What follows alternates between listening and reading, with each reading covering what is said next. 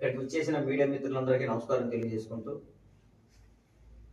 మీ అందరూ తెలుసు మనను కొంతమంది వైసీపీ నాయకులు మన గౌరవ కేంద్ర మంత్రి వర్యులు ఎంపీ రామ్మోహన్ నాయుడు గారి మీద కొన్ని అసత్య ఆరోపణలు చేయడం అనేది జరిగింది. మీ అందరూ చూశారు.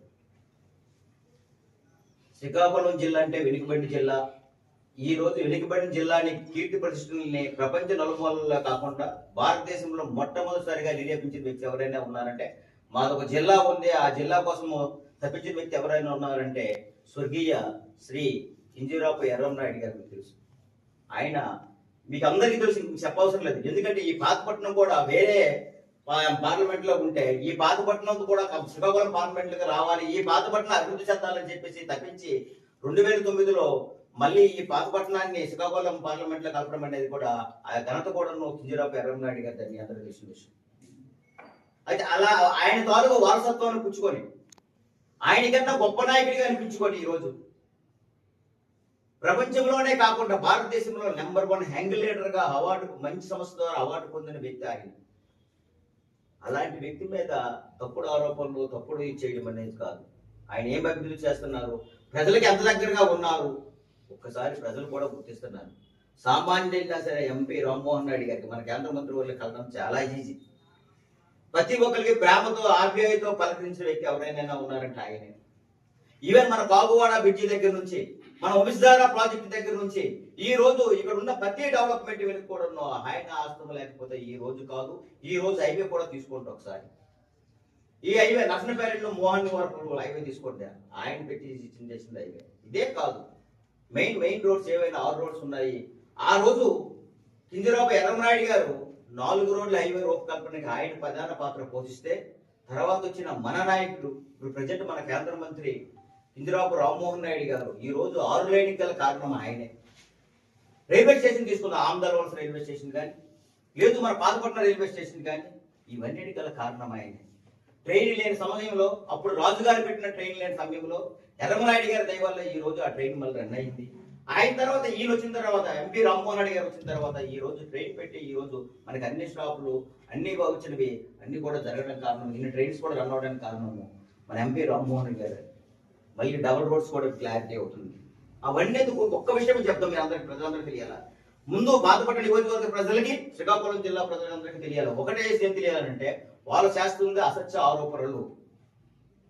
ఈ రోజు అమ్మవారి గుడి దగ్గర తీసుకుందాం, కింద 2 కాణాలు కావాలంటే ఆయన ఎంత పోరాడి ఎంత ప్రయత్నం చేసి ఆ 2 కాణాల కోసమేమో 2 కాణాలు కావాలి, అమ్మవారి గుడి తాలుగా ఇది పోతుంది, సైడ్ వాల్ వస్తే ఇబ్బంది పడుతుంది అని చెప్తే ఆయన నిజం చెప్పాలంటే 2 ఇయర్స్ దానికోసం చేసి ఈ రోజు ఆ 2 కాణాలని ఎక్స్టెన్షన్ చేసి మళ్ళీ ఈ రోజు దాన్ని పెట్టేయడం అయితే జరిగింది. మళ్ళీ ఇప్పుడు జరుగుతుంది. అవన్నీ ఎందుకు? సీది మా ఊరికి స్టేడియం ఏంటి, సీది కూడా స్టేడియం ఇచ్చిన మహానుభావుడు ఆయన. ఇలా చెప్పుకుంటూ పోతే ఎన్నో ఉన్నాయి. అలాంటి నాయకుడి కోసం విమర్శలు ఆయన నిజంగా చెప్పాలని అంటే ప్రపంచ దేశాలే కాదు భారతదేశంలో గర్వించదగ్గ నాయకుడు ఎవరైనా ఉన్నారంటే అది కింజరాపు రామ్మోహన్ నాయుడు గారే.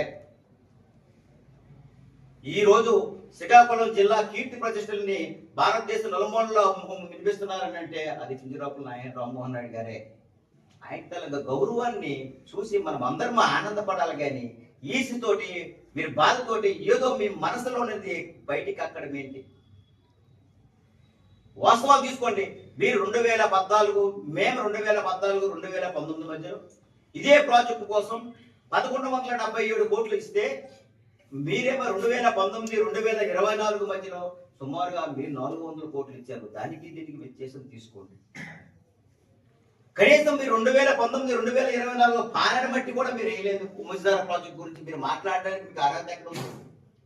మేము 2014, 2019 మధ్యలో 92% కంప్లీట్ చేసి వంశధార ప్రాజెక్ట్ మీకు హ్యాండ్ ఓవర్ చేస్తే మీరు ఏం ప్రాజెక్ట్ చేశారు, ఏం చేశారు ఒకసారి మీరు చెప్పండి.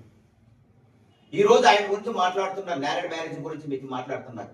మీకేం తెలుసు ఆయన పడుతున్న తపన? ఆయన మొన్న ఎర్రమనాయుడు గారి జయంతి రోజు, బర్త్డే జయంతి రోజేమో ఆయన ప్రెస్ మీట్ రిలీజ్ చేశారు. నేరేడ్ బ్యారేజ్ ఇష్యూ పొలికి వస్తుంది, అతి తక్కువ టైంలో నేరేడ్ బ్యారేజ్ కంప్లీట్ అవుతుంది, మనందరూ కూడా వంశధార ప్రాజెక్ట్ కంప్లీట్ అవుతుంది, అతి తక్కువ టైంలో జాతికి ఇక్కడ ఉన్న ప్రజలకు అంకితం చేస్తామని నేను ప్రెస్ మీట్ ఇస్తే మీరు దాన్ని కాపీ కొట్టేసి, అంటే మీకు అలవాటే క్రెడిట్ స్టోరీ మీకు అలవాటే. వైసీపీ నాయకులు ప్రతి ఒక్కరు కూడా క్రెడిట్ స్టోరీ అవసరము. మీరు ఎవరైనా చేసిన దాన్ని మీ పేరు రాసుకోవడం అలవాటు. మీరేమో మీ బురదనేమో ఎదుటి వాళ్ళని మేమో అలవాటు. మీరు మారరా? ఈ రోజు నారాయణ బ్యారేజ్ ఆయన చేస్తామని చెప్పి ఆయన ఎట్టి పరిస్థితులు అతి తక్కువ టైంలో కంప్లీట్ చేస్తారు. ఆయన ఎట్టి పరిస్థితుల్లో చేసే బాధ్యత ఆయన తీసుకుంటున్నారు. గత మీరు 5 సంవత్సరాల పరిపాలనలో ఆంధ్రప్రదేశ్ 20 సంవత్సరాలు వెనక్కి వెళ్ళిపోయింది. ప్రాజెక్టు విషయంలో కానీ, అభివృద్ధి విషయంలో కానీ, ఇండస్ట్రీస్ విషయంలో కానీ, ఏ విధంగా కొన్ని గాలి పెట్టారు. ఇప్పుడు చూడండి, ఏ ఊరు వెళ్ళినా సరే రోడ్లు అవుతున్నాయి, ఏ ఊరు వెళ్ళినా డ్రైనేజ్ అవుతున్నాయి, ఏ ఊరు ఉంది.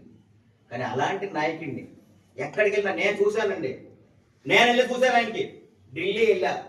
మనకి ఒకటి ఉంటుందంటే దూరపోవడం, మనకి ఆయన గురించి మనకు తెలియదు. ఎవరో ఇంకొక కేంద్ర మంత్రి అయితే ఆయన అపాయింట్మెంట్ తీసుకుంటే మనకు ఆ బాధ తెలుస్తుంది ఎవరికైనా సరే. గతంలో మీ నాలుగు మనసు కూడా కేంద్ర మంత్రి అయ్యారు కదా, మరి ఏం చేశారో మీకు చూపించండి ఒకటి. ఆయన అభివృద్ధి ఏంటి, ఆయన కార్యక్రమాలు ఏంటి, ఆయన తెచ్చినప్పుడు ఎయిర్పోర్ట్, భోగాపురం ఎయిర్పోర్ట్ విషయం గురించి తెలుసుకుని ఆల్రెడీ జూన్ నెలలో ఆయన ఓపెన్ అవుతుంది. మనకి ఆయన ఓపెన్ అయిన తర్వాత మనకి ఎంత దగ్గరలో అవుతుందో ఒకసారి ఆలోచించండి. అదే పలాస కార్గో ఎయిర్పోర్ట్ చూడండి. అభివృద్ధి బాటలో నడుస్తున్నప్పుడు మనం ఇలాంటి పనికి మాని బురదలు రాసుకొని ఇలా రాసుకోవడం కదా, గర్వించాలి. అందుకే ప్రజలున్నారు, ఏ దేశం ఎగినా ఎందుకు కాలడినా, ఏ పీఠం ఎక్కినా ఎవరు ఎదురైనా ఒకడరా నీ తల్లి భూమి భారత్. మన నాయకుని పోడండి అయ్యా. రాజకీయాలకు అతీతంగా ఎందుకు మనం మాట్లాడాలి? అంత ఎదుగుతున్న నాయకుడు చూసి మనం ఎందుకు వారు లేకపోవడం?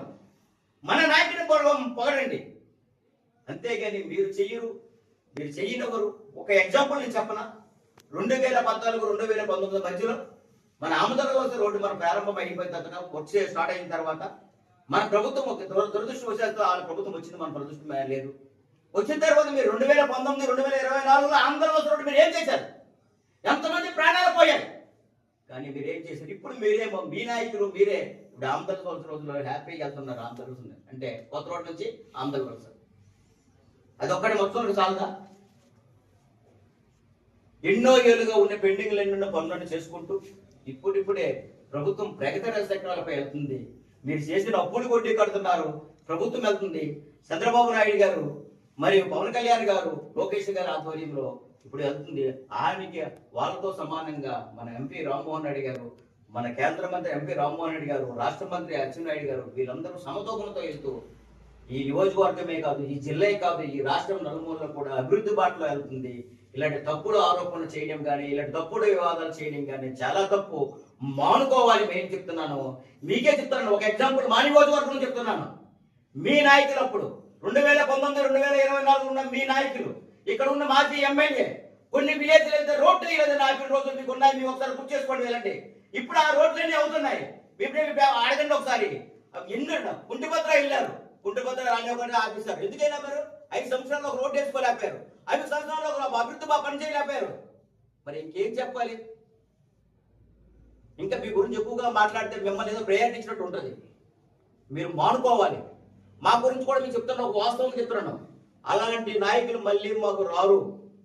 ఎంపీ రామ్మోహన్ నాయుడు లాంటి నాయకులు 3 సార్లు మీరే చెప్పారు దశాబ్దాల కాలంగా ఉన్నారని. దశాబ్దాల కాలంగా ఉన్నారు. ఎంత అభివృద్ధి చేశారో మేము చెప్తాం. మీరున్నది మీరేం అభివృద్ధి చేశారో రండి ఒకసారి డిబేట్కి. అంతేగాని ఆయన మీద తప్పుడు ఆరోపణలు చేయడం కానీ, తప్పుడు విధాలు చేయడం కానీ దయచేసి మానుకోవాలి. అది మీ విజ్ఞతగా విడిచిపెట్టాలి.